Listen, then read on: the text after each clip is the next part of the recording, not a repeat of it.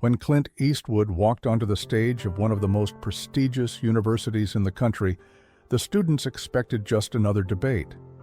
What they didn't know was that their star professor, a man who had built his career mocking faith, was about to make the biggest mistake of his life. He thought he was setting Clint up for an easy takedown, a viral moment where intellect would crush belief. But what happened next became an unforgettable lesson in humility. Because in true Clint Eastwood style, he didn't just respond, he dismantled the entire argument with one line that left the room in stunned silence. The auditorium buzzed with anticipation. Rows of students filled the seats, their murmurs blending into a low, expectant hum. The stage was set, 2 chairs, a sleek black table, and a microphone placed between them. The banner hanging overhead read, "Faith versus Reason, is belief in God outdated?" Professor Richard Stanton adjusted his tie, his sharp eyes scanning the crowd. He was in his element. A seasoned philosopher, known for his ruthless debating style, Stanton had spent years dismantling religious arguments with cold logic, and tonight he was prepared to do the same. But his opponent wasn't just another theologian. Clint Eastwood sat across from him, relaxed, unbothered. The legend himself, an icon who had spent a lifetime cutting through the noise with nothing but grit and raw truth. He wasn't a preacher, a scholar, or a theologian. But that didn't matter, because this wasn't a debate about knowledge. This was a battle of presence. Stanton knew it, the students knew it, and Eastwood, he knew it best of all. The lights dimmed slightly as the moderator stepped forward, clearing his throat. "Tonight we have an extraordinary discussion ahead," he announced. On one side, Professor Richard Stanton, renowned philosopher, author, and expert in the field of atheism and logic. Scattered applause. A few students leaned forward, eager to see their professor take down another outdated belief system. And on the other side, the moderator continued, Clint Eastwood, legendary actor, director, and outspoken advocate for traditional values. The room shifted. A different kind of energy rippled through the crowd. Some students grinned, knowing Eastwood's reputation. Others raised skeptical brows. Stanton smirked, tapping his fingers against the table. "This should be interesting," he murmured, barely hiding his amusement. The moderator nodded. "Gentlemen, we begin with opening remarks. Professor Stanton, the floor is yours." Stanton straightened his suit, cleared his throat, and turned to face the audience. This was his moment. The moment he would dismantle faith itself. "Ladies and gentlemen," Stanton began, his voice smooth, practiced. He clasped his hands together, leaning forward slightly as if inviting the audience into his confidence. "We are here tonight to discuss a subject that has shaped human civilization for thousands of years, belief in God." A pause, a calculated breath. "And whether or not it is, at this point in history, nothing more than a fairy tale." Scattered chuckles rippled through the audience, a few nods. Stanton allowed himself a small smirk. He turned slightly in his chair, angling himself toward Eastwood. His posture was relaxed, but his eyes burned with the thrill of the hunt. "You see, belief in the supernatural was necessary when we didn't have science, when we were afraid of the dark and needed comforting stories to help us sleep at night." He let the words sink in. Then he shrugged, casual. "But we aren't cavemen anymore. We have facts now. We have reason. We don't need to cling to myths written in ancient books. We've outgrown them." Some students clapped. Others exchanged knowing glances. Stanton pressed forward, emboldened by the response. And yet, some still refuse to let go of the past. Some still insist on believing in a God they cannot see, a Savior they cannot prove, and a heaven that has never been found. His voice took on a slight edge. They claim that faith makes people stronger, that religion gives life meaning. He let out a short chuckle. "But tell me, Mr. Eastwood," Stanton said, his tone dripping with mock sincerity, "what kind of strength is built on blind belief? What kind of meaning is found in delusion? Silence. The audience turned to Clint, and yet he did not move. He did not blink. He did not so much as shift in his seat. Instead, Clint Eastwood sat there, still as a statue, calm as a storm, waiting to break. He took a slow sip of water, the sound deafening in the heavy silence. Then he set the glass down, folded his hands, and finally looked Stanton dead in the eyes. The students held their breath, because everyone in that room, in that very moment, knew one thing for certain. Clint Eastwood wasn't just about to respond. He was about to end the debate before it even started. Stanton leaned forward slightly, elbows resting on the table, his expression one of calculated amusement. "Mr. Eastwood," he began, his voice smooth, dripping with mock curiosity, "you're a man of the old world, a man who built a career playing tough guys, gunfighters, men who took no orders and bowed to no one." He tilted his head, eyes gleaming under the bright auditorium lights. "Tell me," he continued, his voice lowering just enough to draw the audience in, "does it not concern you that Christianity thrives on weakness?" A murmur rippled through the room. Some students smirked, waiting for Stanton to press his advantage.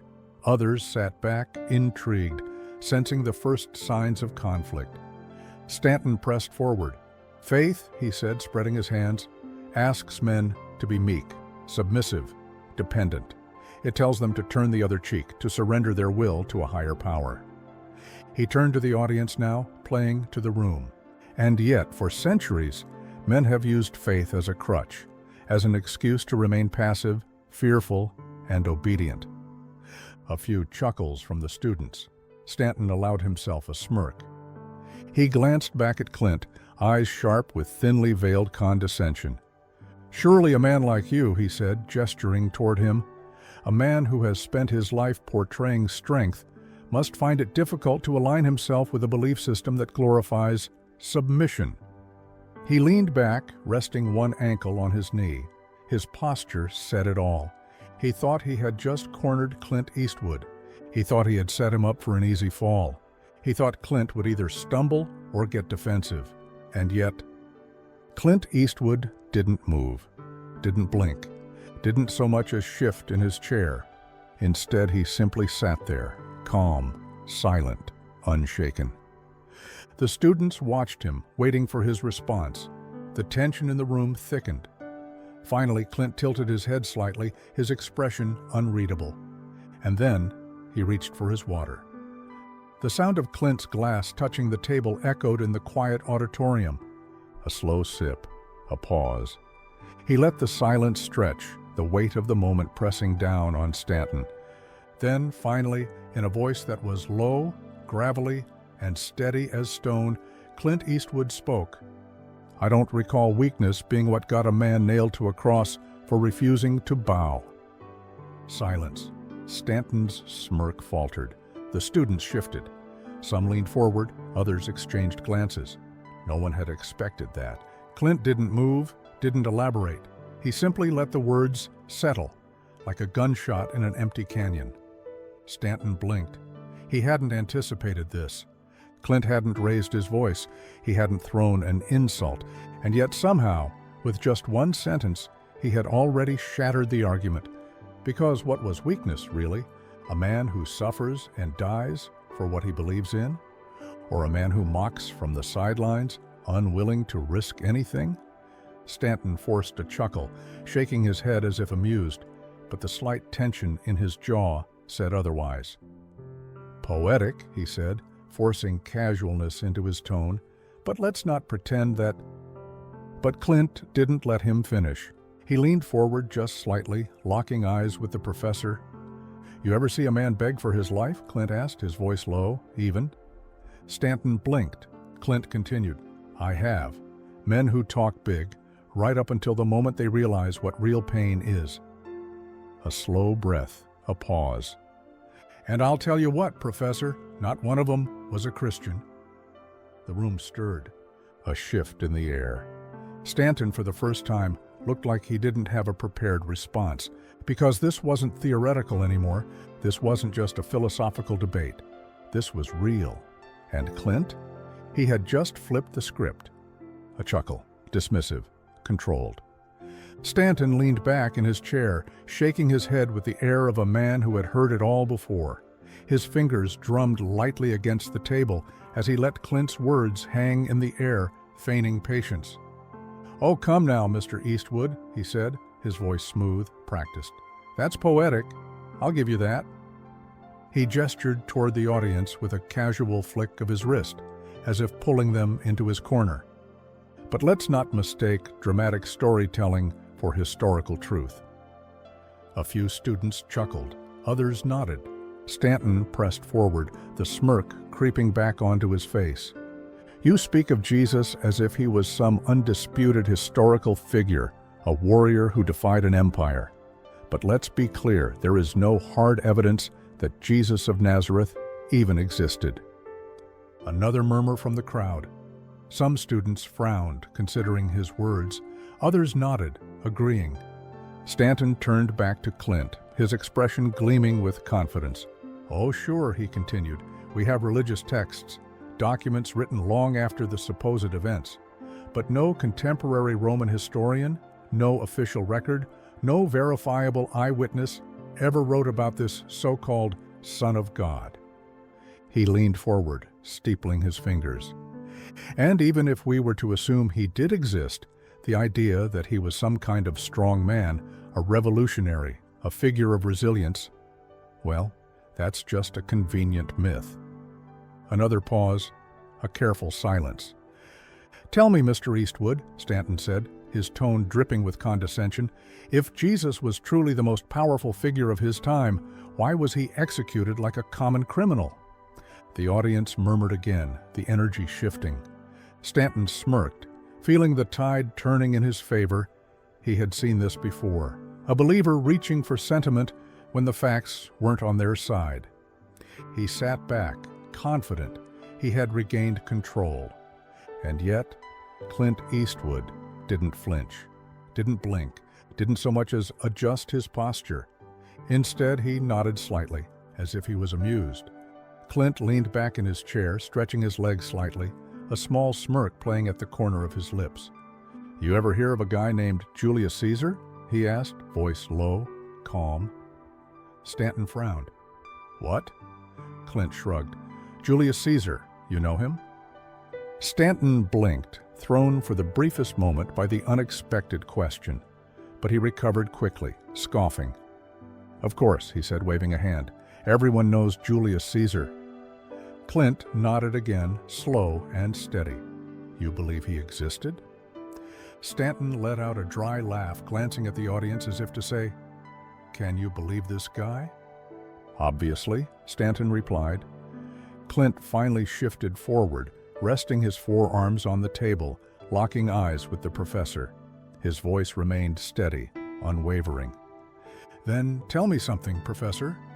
A pause. "Why do we have more historical accounts of Jesus than we do of Julius Caesar?" Silence. A few gasps rippled through the audience.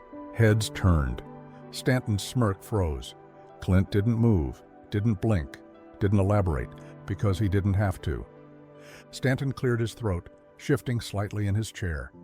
"Well, that's—" he started, but there was a crack in his confidence now, a pause that hadn't been there before. The audience saw it. And worse, he saw that they saw it, because Clint Eastwood had just shattered the illusion. This wasn't about faith versus reason. This wasn't about stories versus history. This was about facts. And right now, the facts weren't on Stanton's side. Stanton let out a breathy chuckle, shaking his head as if Clint's words were little more than a child's riddle. He waved his hand dismissively. "Oh, please," he scoffed, "let's not pretend that historical documentation is the same as divinity." He leaned back, crossing one leg over the other, settling into his chair like a king who had just granted a favor. "Fine," he said, his voice casual, patronizing. "Let's assume Jesus existed. Let's even say he had some influence in his time." He made a grand gesture to the audience, flashing that same calculated smirk. But that doesn't make him the Son of God. That doesn't make him divine. The students chuckled nervously. A few nodded, as if relieved that Stanton had shifted the conversation back to familiar ground. Stanton pressed on, emboldened. "Plenty of men have died for bad ideas," he said, his voice turning sharp. "Plenty of people have been willing to suffer for false beliefs." He leaned forward, his eyes locked onto Clint, pushing for a reaction. "History is full of martyrs," he said, shaking his head. "Dying for something doesn't make it true. It just makes you another name on a long list of men who threw their lives away." Another round of nervous laughter from the audience. For the first time, Stanton felt the pressure ease, felt like he was back in control, and yet Clint Eastwood didn't flinch, didn't blink, didn't move an inch. He just sat there watching, and then, slowly, deliberately, he leaned forward. The air in the auditorium shifted. It was subtle, an invisible weight pressing down on the room, thick and heavy, as if time itself had slowed. Clint laced his fingers together, resting his arms on the table. His gaze, sharp as steel, locked onto Stanton. His voice, when it came, was low, steady, and ice-cold.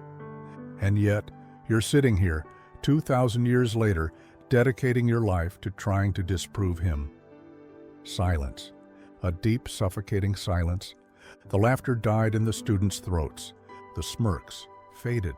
The weight of Clint's words settled over the room like a thick fog. Stanton's confident expression froze.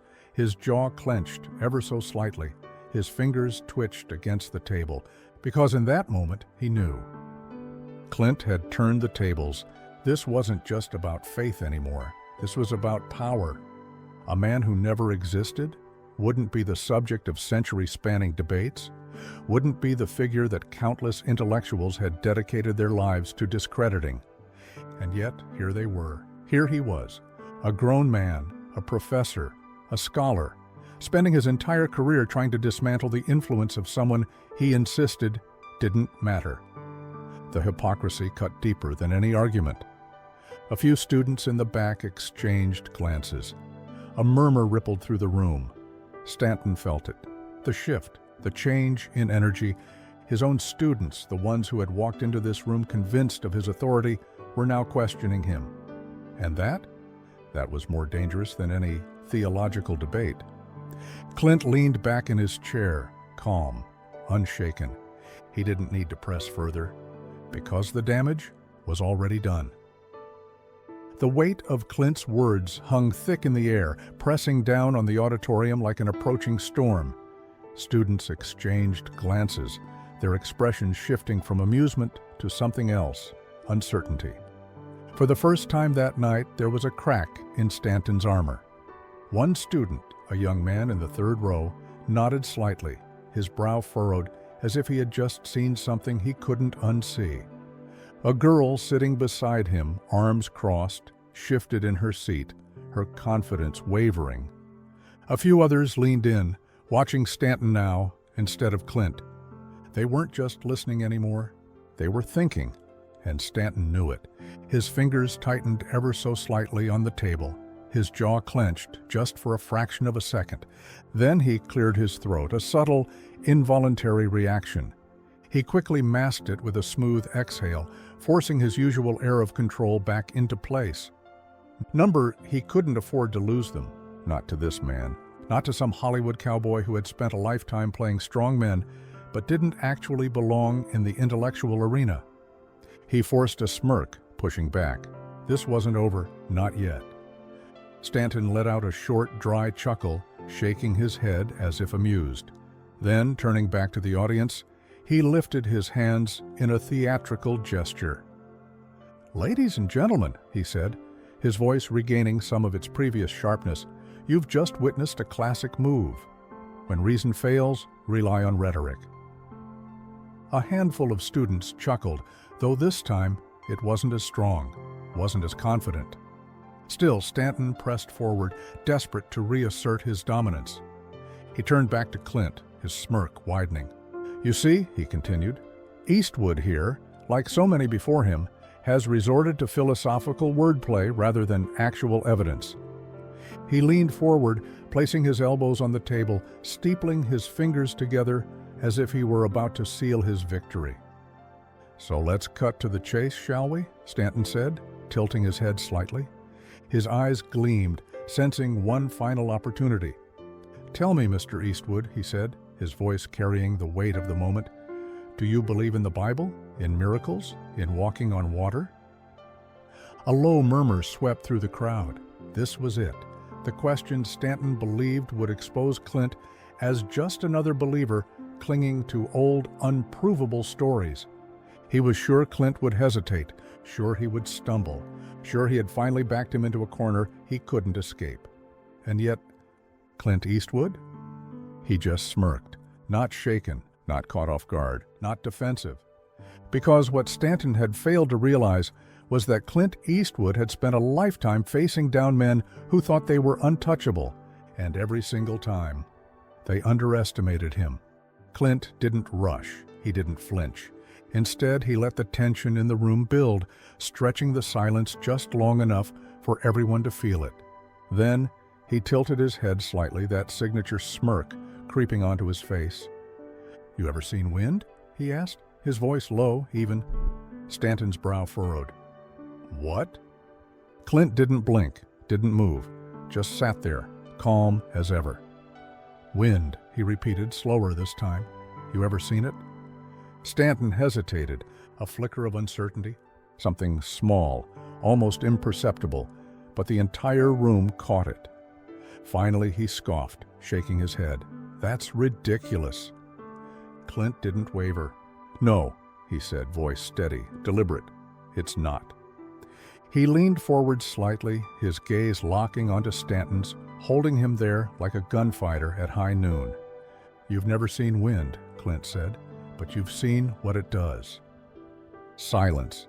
A pin could have dropped in that auditorium, and it would have sounded like an explosion. Stanton's mouth opened slightly, as if grasping for a response, but nothing came. Clint took his time, letting the weight of his words settle over the room. Then he spoke again, his tone calm but sharp as a blade. "Some things don't need to be seen to be real, Professor." A beat, a breath. Then the moment broke. The auditorium erupted, gasps, murmurs. A few students in the back started clapping, slow at first, then louder. Others nodded, eyes wide, finally seeing the trap that had just closed around their professor. Because this wasn't just a response. It was a knockout punch. And Stanton? He was reeling. For the first time that night, his confidence cracked. It wasn't just that Clint had answered him. It was that he had done it effortlessly. No hesitation, no panic, just truth. Stanton adjusted his tie, cleared his throat, tried to force a smirk back onto his face. But the damage was done. He had spent his entire career dismissing faith, tearing down belief, priding himself on logic, and yet, in less than 10 words, Clint had just flipped his entire argument on its head. The students weren't laughing anymore. They were thinking. And Stanton? He said nothing. Clint leaned back in his chair, his posture completely at ease. He didn't gloat, didn't push further, because he didn't need to. The point had been made. And legends? They don't explain themselves. The debate had ended, but the impact, it was just beginning. By the time Clint Eastwood walked out of the auditorium, students were already pulling out their phones, whispering to each other, sharing clips. By midnight, it had gone viral. The internet was on fire. Clint Clapback. It started as a single tweet. Clint Eastwood just wrecked this atheist professor in a debate. No script, no hesitation, just straight facts. Then another. That wind analogy? I swear I saw Stanton glitch for a second. Ha ha ha ha ha. And then the floodgates opened. Within hours, Twitter, Facebook, and Instagram were flooded with clips of the moment. Millions of views, thousands of comments. News outlets picked it up. Clint Eastwood silences atheist professor with one sentence. Fox News. Philosophy. Professor gets humbled by Hollywood legend. Daily Wire. Students left stunned as Eastwood destroys atheist argument. The New York Post. Even mainstream late-night shows couldn't ignore it. Did y'all see Clint Eastwood take out that philosophy professor like it was a spaghetti western? That was the most go-ahead, make my day moment I've ever seen. A viral YouTuber. YouTube analysts began breaking it down frame by frame. Podcasters debated it. Reaction videos exploded, and the headlines just kept coming. But through all of it, the chaos, the viral takes, the trending hashtags, Clint Eastwood, he said nothing. Not a single post, not a single interview, because real legends don't chase moments, they become them. Stanton knew it was bad, but he didn't realize how bad until he walked into his Monday lecture. The energy in the room had changed. The quiet respect, gone. Instead, there were whispers, stares. Some students sat with their arms crossed, others with faint smirks, the same smirk he had worn during the debate. And then the final blow. A single hand went up in the back row. He hesitated. He never hesitated. "Yes," he forced out, keeping his voice neutral. A student leaned forward, tapping his pen on the desk. "Professor," he said, "if Jesus isn't real, why do people keep trying to disprove him?" The room fell silent, a cold, suffocating silence. For the first time in his career, Stanton had no answer. He swallowed, straightened his papers, and moved on. After that, the decline was quick. Emails flooded in from reporters, news anchors, podcast hosts, all requesting an interview. Stanton refused them all. The article headlines shifted. Professor Stanton avoids media after Eastwood debate. Atheist scholar ghosts the internet. Philosophy professor falls silent after being shut down by Clint Eastwood. Even his own students weren't the same. Some had once hung on to his every word, confident in his intellect, his dominance in debates. Now, they questioned him. The seed of doubt had been planted. Meanwhile, Clint, he went about his life. No Twitter posts, no interviews, no reaction to the headlines. Because some men fight to prove their point, and others? They speak once and let the world figure out the rest. The sun hung low in the California sky, casting long shadows across the quiet diner patio where Clint Eastwood sat, sipping his coffee. It had been weeks since the debate, weeks since the internet exploded, weeks since the professor, so confident, so untouchable, fell silent. And Clint? He hadn't thought about it much. He didn't chase moments, didn't dwell on headlines or viral clips. But the world hadn't forgotten. A hesitant voice broke the quiet. "Excuse me, sir?" Clint looked up. A young man, college-aged, early 20s maybe, stood before him, hands shoved into the pockets of his jacket. There was something in his posture, not just nervousness, uncertainty, the kind Clint had seen 100 times before. Clint said nothing, just raised an eyebrow, waiting. The student swallowed, took a deep breath. "I wasn't sure what I believed," he admitted, shifting on his feet. "I mean, I'd heard all the arguments before. People like Stanton, they make it sound so logical, so certain." He paused, shaking his head slightly. "But that night? That debate?" His voice wavered just a little. "It changed something in me." He looked Clint straight in the eyes. For the first time, I started asking questions. Silence. Clint didn't say much. He never did. Instead, he just nodded, slow, steady, as if he already knew. Then he leaned back, setting his coffee down, and let the faintest smirk cross his face. "Son," he said, voice low, gravelly, the weight of years behind it, "truth has a way of doing that." The young man exhaled, something shifting in his shoulders. Relief, maybe. Resolution. Then, with a nod, he turned and walked away. Clint watched him go, then picked up his coffee again. He took a sip. Didn't look at his phone, didn't check the news, because he didn't need to. The work was already done. Fade to black. Want to hear more of this? Then click on the video on the right-hand side, which is even more brutal.